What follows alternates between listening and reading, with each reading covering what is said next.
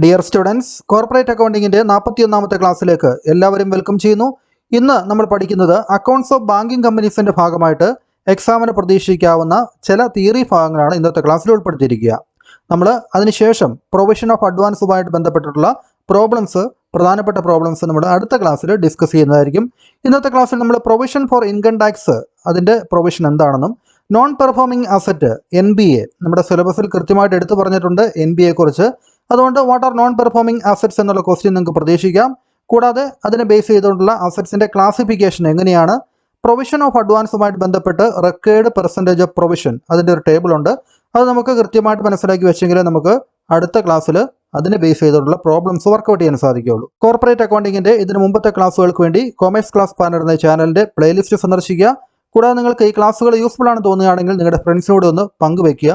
ഈ വീഡിയോ നിങ്ങൾക്ക് ഇഷ്ടപ്പെട്ട് കഴിഞ്ഞാൽ ലൈക്ക് ചെയ്യുക. നിങ്ങളുടെ അഭിപ്രായങ്ങൾ കമൻറ്റ് ബോക്സിൽ, നിങ്ങളുടെ സംശയങ്ങളും കമൻറ്റ് ബോക്സിൽ രേഖപ്പെടുത്താം.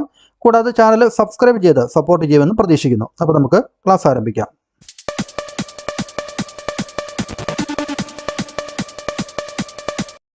നമുക്ക് ആദ്യം പ്രൊവിഷൻ ഫോർ ഇൻകം ടാക്സ് എന്താണ് എന്നുള്ളത് നോക്കാം.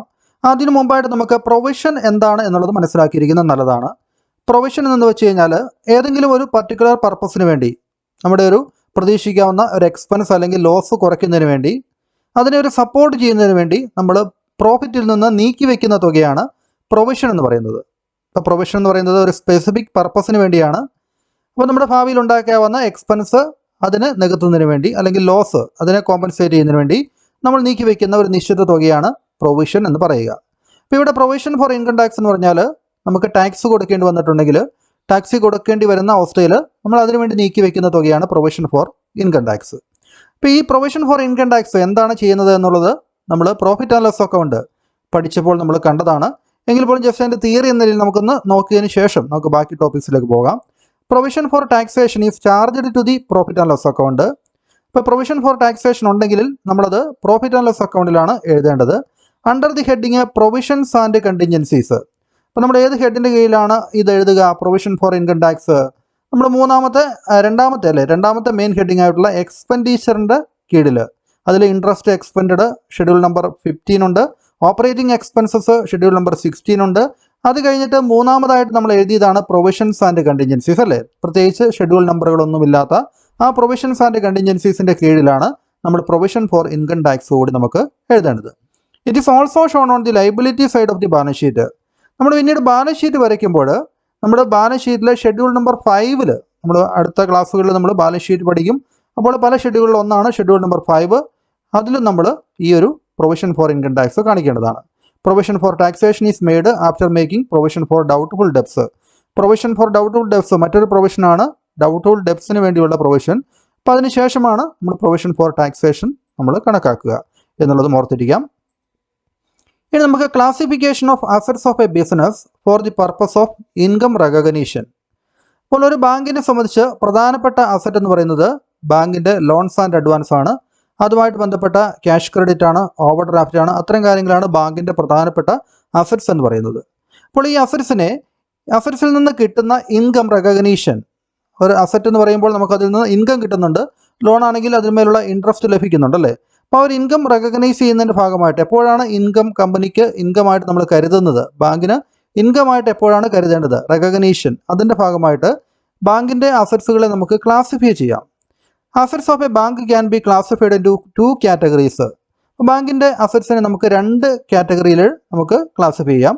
ഒന്ന് പെർഫോമിംഗ് അസറ്റ്സ്, അതിനെ സ്റ്റാൻഡേർഡ് അസറ്റ്സ് എന്നും പറയാറുണ്ട്. ഈ പെർഫോമിംഗ് അസറ്റ്സിനെ സ്റ്റാൻഡേർഡ് അസറ്റ്സ് എന്നും പറയും. നമ്മൾ ഇനി വരുന്ന ടോപ്പിക്കുകളിൽ നമ്മളത് കാണുന്നുണ്ട്. ആൻഡ് നോൺ പെർഫോമിംഗ് അസറ്റ്സ്, ഈ നോൺ പെർഫോമിംഗ് അസറ്റ്സിനെയാണ് നമ്മൾ NBA എന്ന് ചുരുക്കപ്പേരിൽ പറയുന്നത് അല്ലേ. Non performing assets for the purpose of income recognition. അപ്പോൾ എപ്പോഴാണ് ബാങ്കിൻ്റെ ഇൻകം കിട്ടുന്നതായിട്ട് കരുതേണ്ടത് എന്നുള്ളത് നമ്മൾ മനസ്സിലാക്കുന്നതിൻ്റെ ഭാഗമായിട്ട് ഈ അസറ്റ്സിനെ നമ്മൾ 2ആയിട്ട് തിരിക്കുന്നു. പെർഫോമിംഗ് അസറ്റ്സ് എന്നും നോൺ പെർഫോമിംഗ് അസറ്റ്സ് എന്നും. പെർഫോമിംഗ് അസറ്റ്സിനെ നമ്മൾ സ്റ്റാൻഡേർഡ് അസറ്റ്സ് എന്നും വിളിക്കുന്നു. ഇനി എന്താണ് ഈ സ്റ്റാൻഡേർഡ് അസറ്റ് അല്ലെങ്കിൽ പെർഫോമിംഗ് അസറ്റ്, എന്താണ് നോൺ പെർഫോമിംഗ് അസറ്റ് അല്ലെങ്കിൽ NBA എന്നുള്ളത് മനസ്സിലാക്കണം. An asset is treated as performing asset if interest is serviced promptly and there is no overdue irregularity in the account. അപ്പോൾ ഒരു അസറ്റിനെ, ഏതെങ്കിലും ഒരു ലോണോ അല്ലെങ്കിൽ ഓവർ ഡ്രാഫ്റ്റോ, അതിനെ നമുക്ക് പെർഫോമിംഗ് അസറ്റായിട്ട്, ബാങ്കിൻ്റെ പെർഫോമിംഗ് അസറ്റായിട്ട് കരുതണമെങ്കിൽ if interest is serviced promptly, ആ ലോണിന്മേലുള്ള ഇൻട്രസ്റ്റ് കൃത്യമായിട്ട് അത് സർവീസ് ചെയ്യപ്പെടുന്നുണ്ട്, അല്ലെങ്കിൽ കൃത്യമായിട്ട് അത് ബാങ്കിലേക്ക് ആ ലോൺ എടുത്താണ് അടയ്ക്കുന്നുണ്ട്. And there is no overdue, ഇതുവരെയും ഡ്യൂ ആയിട്ടുള്ള എമൗണ്ടുകൾ, അമിതമായിട്ട് ഡ്യൂ ആയിട്ടുള്ള എമൗണ്ടുകൾ ഇല്ല, കൃത്യസമയത്ത് തന്നെ അടയ്ക്കുന്നുണ്ട്. Or irregularity in the account, ഇറഗുലറായിട്ട് ഒരു കാര്യവും നടക്കുന്നില്ല, കൃത്യമായിട്ട് തന്നെ അതിൻ്റെ പേയ്മെൻറ്റ് അടവ് നടന്നു പോകുന്നുണ്ട്. അങ്ങനെയുള്ള അസറ്റുകളെയാണ് നമ്മൾ പെർഫോമിംഗ് അസറ്റ് എന്ന് പറയുക. It is A standard asset, അതിനെ നമ്മൾ സ്റ്റാൻഡേർഡ് അസറ്റ് എന്നും പറയുമെന്നുള്ളത് കണ്ടു. ഇനി എന്താണ് NPA എന്നുള്ളത് നമുക്ക് നോക്കാം. An asset should be treated as NPA അല്ലെങ്കിൽ നോൺ പെർഫോമിംഗ് അസറ്റ് എന്ന് പറഞ്ഞ് ഒരു അസറ്റിനെ വിളിക്കണമെങ്കിൽ if income on such assets, ആ അസറ്റ്സിൽ നിന്ന് കിട്ടുന്ന ഇൻകം, അതായത് നമ്മൾ പറഞ്ഞിരിക്കുന്ന ഇൻട്രസ്റ്റ് പോലുള്ള incomes, it remains overdue and unpaid for a period fixed under the guidelines issued by the RBI.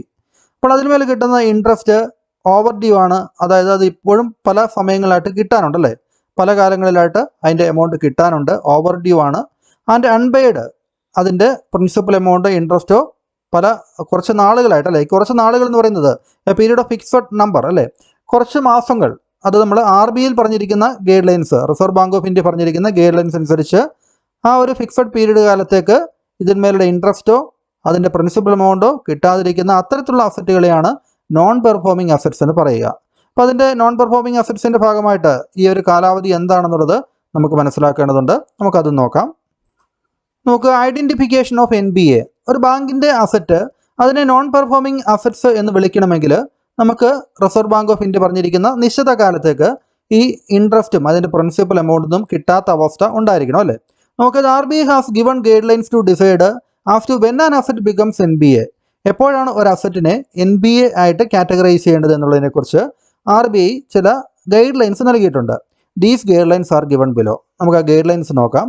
Term loans, അതായത് ടേം ലോൺ ആണെങ്കിൽ ഒരു നിശ്ചിത കാലാവധിയിലേക്ക് നമ്മൾ കൊടുത്തിരിക്കുന്ന ഒരു ലോൺ ആണെങ്കിൽ when an interest or instalment of principal remains overdue for a period of more than 90 days, ആ ടേം ലോണിന്മേലുള്ള ഇൻട്രസ്റ്റും ഒപ്പം തന്നെ അതിൻ്റെ പ്രിൻസിപ്പൽ എമൗണ്ടിൻ്റെ ഭാഗവും അല്ലേ, നമുക്ക് ഇൻട്രസ്റ്റ് മാത്രം അടച്ചാൽ പോരാ, ആ മുതലിന്മേലുള്ള ഭാഗവും അതിൻ്റെ പാർട്ട് നമുക്ക് അടയ്ക്കേണ്ടതുണ്ട്.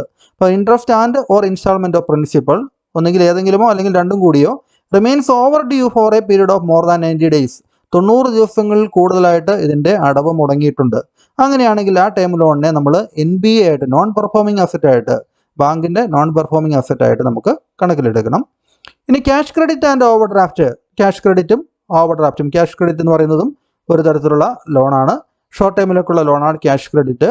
അത് എത്ര രൂപയാണ് ലോൺ അക്കൗണ്ടിലേക്ക്, നമ്മുടെ അക്കൗണ്ടിലേക്ക് കിട്ടുന്നത്, അതിൽ നിന്ന് പിൻവലിക്കുന്ന എത്ര തുകയുണ്ട് അതിനുള്ള ഇൻട്രസ്റ്റ് നൽകിയാൽ മതി എന്നുള്ളതാണ് ഈ ടേം ലോണും ക്യാഷ് ക്രെഡിറ്റുമായിട്ടുള്ള വ്യത്യാസം എന്നൊക്കെ പറയുന്നത്. ഓവർ ഡ്രാഫ്റ്റ് എന്ന് പറയുന്നത് നമ്മുടെ അക്കൗണ്ടിലുള്ളതിനേക്കാൾ കൂടുതൽ പണം പിൻവലിക്കുന്ന ആ അവസ്ഥയാണ് നമ്മൾ ഓവർ ഡ്രാഫ്റ്റ് എന്ന് പറയുന്നത്. അതുമേൽ ബാങ്കിന് ഇൻട്രസ്റ്റ് കൊടുക്കണം. അപ്പോൾ അതും ഓവർ ഡ്രാഫ്റ്റും ക്യാഷ് ക്രെഡിറ്റും ടേം ലോണെല്ലാം ബാങ്കിനെ സംബന്ധിച്ച അസറ്റ്സ് ആണ്. ഇനി ഈ ക്യാഷ് ക്രെഡിറ്റും ഓവർ ഡ്രാഫ്റ്റിൻ്റെ കേസിൽ എപ്പോഴാണ് NPA വരിക, നോൺ പെർഫോമിംഗ് അസറ്റായിട്ട് ഇതിനെ കരുതുക. ഇത് account remains out of order for more than 90 days, അത് ഔട്ട് ഓഫ് ഓർഡർ ആയിട്ട്, ഔട്ട് ഓഫ് ഓർഡർ എന്ന് വെച്ചാൽ അതുമേലെ ഇൻട്രസ്റ്റ്, ഇൻസ്റ്റാൾമെൻറ്റിൻ്റെ പ്രിൻസിപ്പലിൻ്റെ ഇൻസ്റ്റാൾമെൻറ്റ് തുടങ്ങിയ കാര്യങ്ങളൊന്നും കിട്ടാത്ത അവസ്ഥ അല്ലേ, അതും 90 days കൂടുതൽ കിട്ടാത്ത അവസ്ഥയിൽ. അപ്പോൾ ടേം ലോൺ ആണെങ്കിലും ക്യാഷ് ക്രെഡിറ്റ് ആണെങ്കിലും ഓവർ ഡ്രാഫ്റ്റ് ആണെങ്കിലും അത് ഔട്ട് ഓഫ് ഓർഡർ ആയിട്ട് 90 days മുകളിലായിട്ടുണ്ടെങ്കിൽ അതിനെ NPA ആയിട്ട് കാറ്റഗറൈസ് ചെയ്യും. Then bills purchased and discounted, bills receivable നമ്മൾ പർച്ചേസ് ചെയ്യുകയോ അല്ലെങ്കിൽ ഡിസ്കൗണ്ട് ചെയ്തിട്ട് നമ്മുടെ കൈവശമിരിക്കുന്ന ബില്ലിൻ്റെ കാര്യത്തിൽ the bill remain overdue for a period of more than 90 days, അപ്പോൾ ബില്ലിൻ്റെ കാലാവധി എത്തിയതിനു ശേഷവും 90 ദിവസങ്ങൾ കഴിഞ്ഞിട്ടും അതിന്മേലുള്ള പണം ലഭിച്ചിട്ടില്ല എങ്കിൽ ആ ബിൽ ഓഫ് എക്സ്ചേഞ്ചും, ആ ബാങ്കിൽ ഡിസ്കൗണ്ട് ചെയ്ത് ബാങ്കിലിരിക്കുന്ന ബിൽ ഓഫ് എക്സ്ചേഞ്ചും അതും നോൺ പെർഫോമിംഗ് അസറ്റായിട്ട് കരുതേണ്ടി വരും. ദെൻ അഗ്രികൾച്ചറൽ അഡ്വാൻസസ്, അപ്പോൾ ആദ്യത്തെ 3 കേസുകളും 90 days മുകളിലാണ് അല്ലേ, അത് ഓവർ ഡ്യൂ ആയിട്ടിരിക്കുക, അല്ലെങ്കിൽ ഇൻസ്റ്റാൾമെൻറ്റ് ഓഫ് പ്രിൻസിപ്പൽ എമൗണ്ട് കിട്ടാണ്ടിരിക്കുക തുടങ്ങിയ കാര്യങ്ങളെല്ലാം 90 days മുകളിലാണെങ്കിൽ അത് നോൺ പെർഫോമിംഗ് അസറ്റാണ്. Agricultural advances in case of short duration crops, ഇപ്പോൾ ഇവിടെ അഗ്രികൾച്ചറൽ അഡ്വാൻസ് എന്ന് പറഞ്ഞാൽ കാർഷിക ആവശ്യത്തിന് വേണ്ടി ബാങ്ക് നൽകിയിട്ടുള്ള വായ്പകളെയാണ്, അഡ്വാൻസുകളെയാണ്, ലോണിനെയാണ് നമ്മൾ അഗ്രികൾച്ചറൽ അഡ്വാൻസ് എന്ന് പറയുക. In case of short duration crops, അപ്പോൾ നമ്മൾ ഈ നിശ്ചിത ആവശ്യങ്ങൾക്ക് വേണ്ടിയായിരിക്കാം ചിലപ്പോൾ കാർഷിക വായ്പ അനുവദിക്കുന്നത് അല്ലേ.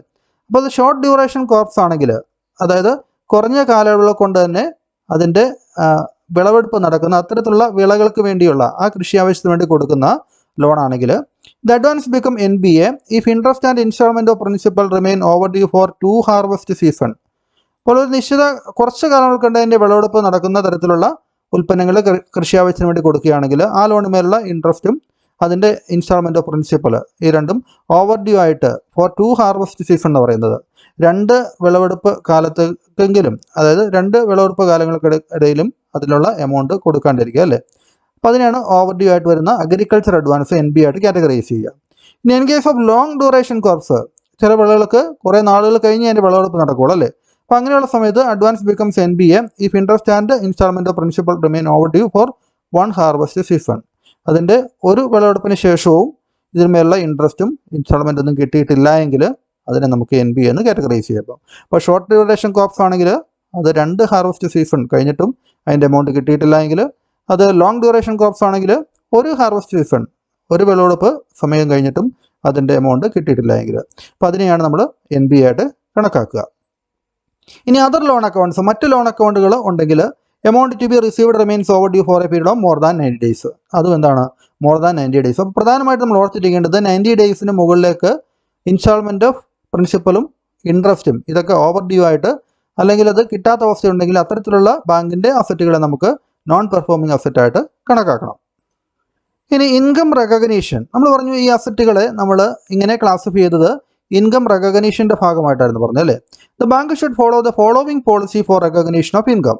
അപ്പോൾ ബാങ്കിന് എപ്പോഴാണ് ഇൻകം കിട്ടിയതായിട്ട് കരുതേണ്ടത്, അതിൻ്റെ ഭാഗമായിട്ട് അതിന് ചില ഗൈഡ് ലൈൻസ് ഉണ്ട്. നോക്കുക, ദ ഇൻകം ഓൺ NBA, ഇപ്പോൾ നോൺ പെർഫോമിംഗ് അസറ്റ് ആണെങ്കിൽ അതിൽ നിന്ന് കിട്ടുന്ന income should not be recognised on accrual basis. നമുക്കറിയാം അക്കൗണ്ടിങ്ങിൽ അക്രൂവൽ ബേസിസ് എന്നും ക്യാഷ് ബേസിസ് എന്നും 2 തരത്തിലാണ് നമ്മൾ ഡീൽ ചെയ്യുന്നത് അല്ലേ. അക്രൂവൽ ബേസിസ് എന്ന് പറഞ്ഞു കഴിഞ്ഞാൽ നമുക്ക് ഇൻകം കിട്ടാനുള്ള ആ സമയമായിട്ടുണ്ടെങ്കിൽ നമ്മുടെ അത് ഇൻകമായിട്ട് നമ്മൾ കരുതും അല്ലേ. ഇൻകം കിട്ടാനുള്ള സമയം, ഇൻകം നമുക്ക് ശരിക്കും കിട്ടിയിട്ടില്ല, ഔട്ട്സ്റ്റാൻഡിങ് ഇൻട്രസ്റ്റ് ഇങ്ങോട്ട് കിട്ടാനുള്ള ഇൻട്രസ്റ്റ് ആണെങ്കിൽ ഇൻകമായിട്ട് അത് ഔട്ട്സ്റ്റാൻഡിങ് ആണെങ്കിൽ നമ്മുടെ ഇൻകത്തിൻ്റെ കൂടെ ആഡ് ചെയ്യും അല്ലേ, ഔട്ട്സ്റ്റാൻഡിങ് ഇൻട്രസ്റ്റ്. അതുപോലെ തന്നെ മറ്റ് ഇൻകംസ്, ഔട്ട്സ്റ്റാൻഡിങ് കമ്മീഷൻ ഉണ്ടെങ്കിൽ നമ്മൾ ആഡ് ചെയ്യും. അപ്പോൾ അതുപോലെ അക്രൂവൽ ബേസിസിലാണെങ്കിൽ അങ്ങനെ കിട്ടിയില്ലെങ്കിലും കിട്ടാനുള്ള സമയമായിട്ടുണ്ടെങ്കിൽ നമ്മളതിനെ കിട്ടിയതായിട്ട് കണക്കാക്കും. അതിനെയാണ് നമ്മൾ അക്രൂവൽ ബേസിസ് എന്ന് പറയുക. ഇവിടെ it should not be recognised on accrual basis എന്ന് പറയുന്നത് NBA നോൺ പെർഫോമിംഗ് അസറ്റ്സിൻ്റെ കേസിൽ അതിൽ നിന്ന് കിട്ടാനുള്ള ഇൻകം നമുക്ക് കിട്ടുമോ എന്നുള്ളത് കൃത്യമായിട്ട് ഉറപ്പില്ല അല്ലേ. അതുകൊണ്ട് അങ്ങനെ കിട്ടി എന്ന് പറഞ്ഞ് കിട്ടാനുള്ള അർഹത ഉള്ള സമയമായപ്പോൾ അത് വരുമാനം കിട്ടിയതായിട്ട് നമ്മൾ എഴുതാൻ പാടില്ല. It should be treated as income only when it is actually received. എപ്പോഴാണോ നമുക്ക് അതിന്മേലുള്ള ഇൻട്രസ്റ്റ് കിട്ടുന്നത് അപ്പോൾ മാത്രമേ, അതായത് ഡ്യൂ ആയതുകൊണ്ട് കാര്യമില്ല, കാലാവധി സമയമായതുകൊണ്ട് കാര്യമില്ല, അതിന്മേലുള്ള എമൗണ്ട് കിട്ടുമ്പോൾ മാത്രമേ അത് നമ്മൾ കിട്ടിയതായിട്ട് കരുതാവുള്ളൂ എന്നുള്ളതാണ് നോൺ പെർഫോമിംഗ് അസറ്റ്സിൻ്റെ കേസിൽ പറയുക. ഇൻട്രസ്റ്റ് ഓൺ പെർഫോമിംഗ് അസറ്റ്സ്, അതായത് സ്റ്റാൻഡേർഡ് അസറ്റ്സ് ആണെങ്കിൽ it should be recognised on accrual basis. അത് നമ്മൾ അക്രൂവൽ ബേസിസ് തന്നെ കണക്കിലെടുക്കാം. നോൺ പെർഫോമിംഗ് അസറ്റ് ആണെങ്കിൽ അത് ക്യാഷ് ബേസിസിൽ, എപ്പോഴാണോ ക്യാഷ് നമ്മുടെ കയ്യിലേക്ക് കിട്ടുന്നത് അപ്പോൾ മാത്രമേ റവന്യൂ നമുക്ക് ഉണ്ടായതായിട്ട് റെക്കഗ്നൈസ് ചെയ്യാൻ സാധിക്കുകയുള്ളൂ. അടുത്തത് നമ്മൾ അസറ്റ്സിനെ വീണ്ടും നമ്മൾ ബ്രോഡായിട്ട് കാറ്റഗറൈസ് ചെയ്യുന്നുണ്ട്. അതിൽ നോക്കുക, banks loans and advance are to be classified into 2 broad categories. അതിനെ സ്റ്റാൻഡേർഡ് അസറ്റ്സ് എന്നും നോൺ പെർഫോമിംഗ് അസറ്റ്സ് എന്നും അതിനെ ഏറ്റവും ബ്രോഡായിട്ട് അല്ലെങ്കിൽ ഏറ്റവും വിശാലാർത്ഥത്തിൽ നമ്മളൊന്ന് ഡിവൈഡ് ചെയ്തു. ഇനി NBAs are subdivided into 3. ഈ നോൺ പെർഫോമിംഗ് അസറ്റ്സിനെ തന്നെ നമ്മൾ വീണ്ടും സബ് ഡിവൈഡ് ചെയ്യുന്നുണ്ട്. അതായത് സബ് സ്റ്റാൻഡേർഡ് അസറ്റ് എന്നും ഡൗട്ട്ഫുൾ അസറ്റ്സ് എന്നും ലോസ് അസറ്റ്സ് എന്നും അങ്ങനെ 3ആയിട്ട് തരംതിരിക്കുന്നുണ്ട്. അപ്പോൾ ഈ 3 അസറ്റ്സുകൾ നമുക്ക് എന്താണെന്ന് മനസ്സിലാക്കേണ്ടതുണ്ട്. അതിൻ്റെ അടിസ്ഥാനത്തിലാണ് നമ്മൾ പ്രൊവിഷൻ ഫോർ അഡ്വാൻസസ്, അതായത് ലോണുമായിട്ട് ബന്ധപ്പെട്ട് നമ്മളുള്ള നഷ്ടം നികത്തുന്നതിന് വേണ്ടി ആ ഒരു റിസ്ക് കുറയ്ക്കുന്നതിന് വേണ്ടി നമ്മൾ നീക്കി വയ്ക്കുന്ന പ്രൊവിഷൻ, എത്ര പെർസെൻറ്റേജ്, എത്ര തുക നീക്കി വെക്കണം തീരുമാനിക്കുന്നത് ഇത് സബ് സ്റ്റാൻഡേർഡ് അസറ്റാണോ ഡൗട്ടബിൾ അസറ്റാണോ ലോസ് അസറ്റാണോ എന്നുള്ളതിനൊക്കെ ബേസ് ചെയ്താണ്. അപ്പോൾ അതുകൊണ്ട് നമുക്ക് ഓരോ അസറ്റുകളും എന്താണെന്നുള്ളത് നോക്കാം. സ്റ്റാൻഡേർഡ് അസറ്റ്സ് എന്ന് പറഞ്ഞു കഴിഞ്ഞാൽ നമുക്കറിയാം അത് പെർഫോമിംഗ് അസറ്റ്സ് ആണല്ലേ. നോൺ പെർഫോമിംഗ് അസറ്റ് അല്ല, പെർഫോമിംഗ് അസറ്റ് തന്നെയാണ് standard assets. Standard assets are those which do not carry more than the normal credit risk. അപ്പോൾ അതിന് സ്റ്റാൻഡേർഡ് അസറ്റ്സ് എന്ന് പറയാൻ കാരണം അതിന് കൂടുതൽ റിസ്ക് ആയിട്ടുള്ള അല്ലെങ്കിൽ റിസ്കി ആയിട്ടുള്ള ഒരു ലോണൊന്നും അല്ല, അത് റിസ്കി ആയിട്ടുള്ള ഒരു അസറ്റ് അല്ല. നോർമലായിട്ടുള്ള റിസ്ക് എല്ലാ കേസിലും ഉണ്ടല്ലേ, ഏതൊരു ബിസിനസ് സംരംഭത്തിലും നോർമലായിട്ടുള്ള റിസ്ക് ഉണ്ട്. അങ്ങനെ നോർമലായിട്ടുള്ള ക്രെഡിറ്റ് റിസ്ക് അല്ലാതെ കൂടുതൽ റിസ്ക് ഒന്നും ഇല്ലാത്ത അസറ്റുകളാണ് നമ്മൾ സ്റ്റാൻഡേർഡ് അസറ്റ് എന്ന് പറയുക. They are asset which are not NBA. അത് നോൺ പെർഫോമിംഗ് അസറ്റ്സ് അല്ല, അത് പെർഫോമിംഗ് അസറ്റ്സ് ആണല്ലേ. ഇനി സബ് സ്റ്റാൻഡേർഡ് അസറ്റ്, അതായത് നോൺ പെർഫോമിംഗ് അസറ്റ്സിൻ്റെ ഭാഗമായിട്ടുള്ള ഒന്നാമത്തെ ഐറ്റം സബ് സ്റ്റാൻഡേർഡ് അസറ്റ് എന്താണെന്ന് നോക്കാം. These have been classified as NBA for a period not exceeding 12 months. ഇവിടെ നമ്മൾ NBA ആയിട്ട് 12 മാസങ്ങൾ കഴിയാത്ത, ഇപ്പോൾ ചില അസറ്റുകൾ നമ്മൾ NBA ആക്കും എന്ന് പറഞ്ഞു അല്ലേ, 90 ദിവസം കഴിഞ്ഞതിന് ശേഷവും നമുക്ക് അതിൻ്റെ ഡിഫോൾട്ട് വരുത്തിയിട്ടുള്ള ഇൻട്രസ്റ്റോ ഇൻസ്റ്റാൾമെൻറ്റ് എമൗണ്ട് കിട്ടാത്ത തരത്തിലുള്ള അസറ്റുകളാണ് നോൺ പെർഫോമിംഗ് അസറ്റ് ആവുക. അപ്പോൾ നോൺ പെർഫോമിംഗ് അസറ്റായിട്ട് 1 വർഷം കവിയാത്ത നോട്ട് എക്സീഡിങ് അത്തരത്തിലുള്ള അസറ്റുകൾ നമ്മൾ സബ് സ്റ്റാൻഡേർഡ് അസറ്റ്സ് എന്നാണ് പറയുക. These have been classified as NBA for a period not exceeding 12 months. ആ ഒരു ക്ലാസിഫിക്കേഷൻ വന്നത് വിത്ത് എഫക്ട് ഫ്രം 31/3/2005 ഈ ഒരു ക്ലാസിഫിക്കേഷൻ വന്നത്. ഇനി ഡൗട്ട്ഫുൾ അസറ്റ്സ് എന്ന് പറഞ്ഞാൽ അതും നോൺ പെർഫോമിംഗ് അസറ്റ് തന്നെയാണല്ലേ. Doubtful assets are those which have remained NBA for a period exceeding 12 months. അപ്പോൾ ഇവിടെ 12 months താഴെയുള്ള നോൺ പെർഫോമിംഗ് അസറ്റ്സുകളെ നമ്മൾ സബ് സ്റ്റാൻഡേർഡ് അസറ്റ് എന്നും ഈ 12 മാസത്തിൽ അതിന് കൂടുതലായിട്ട് നമ്മൾ നോൺ പെർഫോമിംഗ് ആയിട്ടുള്ള അസറ്റുകളെ നമ്മൾ എന്ത് വിളിക്കുന്നു, ഡൗട്ട്ഫുൾ അസറ്റ്സ് എന്നും വിളിക്കുന്നു അല്ലേ. ഇനി ലോസ് അസറ്റ്സ് ഉണ്ട്. Loss assets are those assets in which loss has been identified with bank or auditor. അതായത് ചില അസറ്റുകൾ അത് ലോസ് ആയിട്ട് തന്നെ നഷ്ടപ്പെട്ടതായിട്ട് തന്നെ ബാങ്കിൻ്റെ ഓഡിറ്റേഴ്സ് കണ്ടുപിടിക്കുന്ന അത്തരത്തിലുള്ള അസറ്റുകളാണ് നമ്മൾ ലോസ് അസറ്റ്സ് എന്ന് പറയുന്നത്. ഓർ ദി RBI അല്ലെങ്കിൽ ഓഡിറ്റേഴ്സ് കണ്ടുപിടിക്കുകയാണ്, ഐഡന്റിഫൈ ചെയ്യുകയാണ് ഇത്രയും അസറ്റുകൾ അത് ലോസ് ആയിട്ടുണ്ട്. But the amount has not been written off only or partly. പക്ഷെ നമ്മളിപ്പോഴും അത് ലോസ് ആണെന്ന് പറഞ്ഞ് പൂർണ്ണമായിട്ടും ബുക്സ് ഓഫ് അക്കൗണ്ടിൽ നിന്ന് റൈറ്റ് ഓഫ് ചെയ്ത് കളഞ്ഞിട്ടില്ല. The amount has not been written off only or partly. These assets are irrecoverable. ഇത്തരത്തിലുള്ള അസറ്റുകൾ ഇറക്കവറബിൾ അസറ്റായിട്ടാണ് കണക്കാക്കുക. ശരിക്കും പറഞ്ഞാൽ അത് റൈറ്റ് ഓഫ് ചെയ്യേണ്ടതായിരുന്നു, പക്ഷേ ഇതുവരെ റൈറ്റ് ഓഫ് ചെയ്തിട്ടില്ല. അത് ഇറക്കവറബിൾ എന്ന് വെച്ചാൽ എന്താണ്, നമുക്കത് തിരിച്ച് എടുക്കാൻ പറ്റാത്ത ആ അസറ്റ്സ് നമുക്ക് നഷ്ടപ്പെട്ടതായിട്ട് തന്നെ കണക്കാക്കേണ്ടതാണ് അല്ലേ. Hence, these must be written off even though there may be remote possibility of recovery of portion of it. അതായത് എപ്പോഴെങ്കിലും ഇത് തിരിച്ചു കിട്ടാനുള്ള ഒരു റിമോട്ട് പോസിബിലിറ്റി, ഒരു വിദൂരമായിട്ടുള്ള ഒരു സാധ്യത ഉണ്ടെങ്കിൽ പോലും നമ്മളത് അതിനെ റൈറ്റ് ഓഫ് ചെയ്യുന്നതാണ് നല്ലത്. Hence, these must be written off. In short, these assets have lost value but not written off. അതായത് ലോസ് അസറ്റ് എന്ന് പറയുന്നത് ആ അസറ്റ്സിൻ്റെ വാല്യൂ ശരിക്കും നഷ്ടപ്പെട്ടു, അതൊരിക്കലും ഇനി തിരിച്ചു കിട്ടാനുള്ള സാധ്യത എന്ന് പറയുന്നത് വളരെ വിരളമാണ് അല്ലേ. എങ്കിൽ പോലും ലോസ്റ്റ് വാല്യൂ ആണ്, പക്ഷേ ഇതുവരെ നമ്മളത് റൈറ്റ് ഓഫ് ചെയ്ത് കളഞ്ഞിട്ടില്ല. അപ്പോൾ അത്തരത്തിലുള്ള അസറ്റുകളാണ് ലോസ് അസറ്റ് എന്ന് പറയുക. ഇനി നമുക്ക് പ്രൊവിഷനിങ്, അതായത് പ്രൊവിഷനിങ് എന്ന് പറയുന്നത് നമ്മൾ അഡ്വാൻസ്, ലോൺസ്, ക്യാഷ് ക്രെഡിറ്റ് അതുപോലുള്ള ബാങ്കിൻ്റെ അസറ്റ്സുകൾ അതുമായിട്ട് കണക്റ്റഡ് ആയിട്ട് നമുക്ക് അതിൻ്റെ ഒരു നഷ്ടം നികത്തുന്നതിന് വേണ്ടി അതിൽ നിന്ന് എത്ര രൂപയാണ് നമ്മൾ പ്രൊവിഷനായിട്ട് നീക്കി വെക്കേണ്ടത് എന്നുള്ളതാണ് നമ്മളിനി പഠിക്കാൻ പോകുന്നത്. അപ്പോൾ ഈ ഒരു ടേബിൾ, അതിൻ്റെ ക്ലാസിഫിക്കേഷൻ ഓഫ് അസറ്റിൻ്റെ ക്ലാസിഫിക്കേഷൻ നമ്മളിപ്പോൾ പഠിച്ചു അല്ലേ. നോൺ പെർഫോമിംഗ് അസറ്റ്സുകൾ ഉണ്ട്, അതിൻ്റെ ക്ലാസിഫിക്കേഷൻ നമ്മൾ പഠിച്ചു. അതിനെ ബേസ് ചെയ്തുകൊണ്ട് എത്ര പെർസെൻറ്റേജ് പ്രൊവിഷൻ, ആ അസറ്റിൻ്റെ വാല്യൂവിൻ്റെ എത്ര പെർസെൻറ്റേജ് നമ്മൾ പ്രൊവിഷനായിട്ട് നീക്കി വെക്കണം എന്നുള്ളത് നമ്മൾ പഠിച്ചിരിക്കണം. ആ പ്രൊവിഷൻ്റെ പെർസെൻറ്റേജും ആ അസറ്റിൻ്റെ ക്ലാസിഫിക്കേഷനും അറിയാമെന്നുണ്ടെങ്കിൽ ഇതുമായിട്ട് കണക്റ്റഡ് ആയിട്ടുള്ള പ്രോബ്ലംസ് നമുക്ക് ചെയ്യാൻ സാധിക്കും. അപ്പോൾ നമുക്കൊന്ന് നോക്കാം. After classifying the assets provision has to be made on the following basis. അപ്പോൾ ഇവിടെ അസറ്റ്സിനെ നമ്മൾ ക്ലാസിഫൈ ചെയ്തിട്ട് അതിനുവേണ്ടി ഓരോന്നിനും വേണ്ടി നീക്കി വെക്കേണ്ട പ്രൊവിഷൻ, അതിൻ്റെ പെർസെൻറ്റേജ് താഴെ പറയുന്ന രീതിയിൽ നമുക്ക് കണക്ക് കൂട്ടാം. ഒന്നാമത്തത് സ്റ്റാൻഡേർഡ് അസറ്റ്സ് ആണ്. സ്റ്റാൻഡേർഡ് അസറ്റ്സ് എന്താണ് നമ്മൾ കണ്ടു അല്ലേ, പെർഫോമിംഗ് അസറ്റ്സ് ആണ്. നോർമലായിട്ടുള്ള ക്രെഡിറ്റ് റിസ്ക് അല്ലാതെ കൂടുതൽ റിസ്ക് ഒന്നുമില്ലാത്ത നല്ല അസറ്റ്സ് ആണ് സ്റ്റാൻഡേർഡ് അസറ്റ്സ് എന്ന് പറയുന്നത് അല്ലേ. അപ്പോൾ ഈ സ്റ്റാൻഡേർഡ് അസറ്റ്സ് ആണെങ്കിൽ അതിനുവേണ്ടി നമുക്ക് പ്രൊവിഷൻ നീക്കി വെക്കേണ്ടത് 0.40% ആണ്. 0.40% അല്ലേ. 0.40% നമുക്കത് നീക്കി വെച്ചാൽ മതി. അപ്പോൾ 0.4% കണ്ടുപിടിച്ച് അത് പ്രൊവിഷനായിട്ട് നീക്കി വയ്ക്കുക. ഇനി അടുത്ത സബ് സ്റ്റാൻഡേർഡ് അസറ്റ് ആണെങ്കിൽ, സബ് സ്റ്റാൻഡേർഡ് അസറ്റ് എന്ന് പറഞ്ഞു കഴിഞ്ഞാൽ എന്താണെന്നും നമ്മൾ കണ്ടതാണ്. ഈ സബ് സ്റ്റാൻഡേർഡ് അസറ്റ് ആണെങ്കിൽ എ ജനറൽ പ്രൊവിഷൻ, അവിടെ സാധാരണയായിട്ട് 15% ആണ്. സബ് സ്റ്റാൻഡേർഡ് അസറ്റ് എന്ന് പറഞ്ഞിട്ട് ക്വസ്റ്റ്യനിൽ പറഞ്ഞിട്ടുണ്ടാവും സബ് സ്റ്റാൻഡേർഡ് അസറ്റ് ആണോ സ്റ്റാൻഡേർഡ് അസറ്റ് ആണോ തുടങ്ങിയ കാര്യങ്ങൾ. അപ്പോൾ സബ് സ്റ്റാൻഡേർഡ് അസറ്റ് ആണെങ്കിൽ അതിൻ്റെ 15% നമ്മൾ എന്ത് ചെയ്യണം, അത് നമ്മൾ പ്രൊവിഷനായിട്ട് നീക്കി വെക്കേണ്ടതാണ്. Without making any allowance for DIGC, ECGC, guarantee etcetera.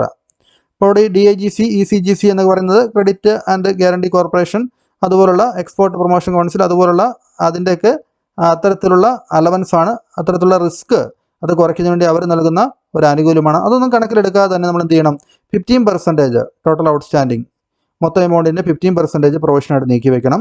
അത് സബ് സ്റ്റാൻഡേർഡ് അസറ്റ് ആണെങ്കിൽ അല്ലേ. ഈ unsecured exposures are included in substandard asset. ഈ സബ് സ്റ്റാൻഡേർഡ് അസറ്റിൽ അൺസെക്യൂർഡ് എക്സ്പോഷേഴ്സ് അത് ഇൻക്ലൂഡഡ് ആണെങ്കിൽ then additional 10% provision has to be made. അതായത് 15% പുറമെ നമ്മൾ 10% കൂടി അഡീഷണൽ ആയിട്ട് നമുക്ക് പ്രൊവിഷനായിട്ട് നീക്കി വെക്കേണ്ടതാണ്. അതായത് ടോട്ടൽ 25% ആവും അല്ലേ. ഇനി എന്താണ് ഈ അൺസെക്യൂർഡ് എക്സ്പോഷർ എന്നുള്ളത് നോക്കുക. When the realisable value of the property, നമുക്ക് നമ്മുടെ സെക്യൂരിറ്റി ആയിട്ട് നമുക്ക് കിട്ടിയിരിക്കുന്ന ആ പ്രോപ്പർട്ടിയുടെ റിയലൈസബിൾ വാല്യൂ എന്ന് പറയുന്നത് is not more than 10% of the outstanding exposure.